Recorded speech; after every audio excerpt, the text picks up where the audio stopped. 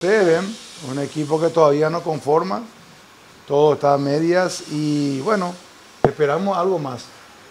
Todos los cerristas esperamos algo más. Él cree que también podemos potenciar algunos puestos, así que vamos a ver si podemos satisfacer esas necesidades. Y sería bueno si tenemos la garantía de que vamos a ver algo más también dentro del campo de juego.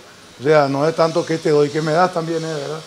Para nosotros los dirigentes del plantel, el cuerpo técnico, tienen que darnos una respuesta mucho mayor a la que nosotros estamos recibiendo hoy. Justamente para potenciar, le pregunto, lo de Alfio está cerrado y lo de Tacuara también le quiero preguntar. Alfio absolutamente cerrado, Tacuara no hay absolutamente nada. Eso le puedo decir con total seguridad. Todo lo que vio en la publicación de Tacuara es todo mentira. Luis Leal está encaminado, ya le estamos enviando los pasajes a la Pantera. Se viene para apoyar el sector ofensivo con lo que están y con Alfio. Creo que Cerro está pensando en todo y en todos. ¿Espera una victoria de Olimpia el sábado? Pero por supuesto, ojalá que gane. Ojalá que ganemos los dos y que entremos en la recta final aún con desventaja, ¿verdad?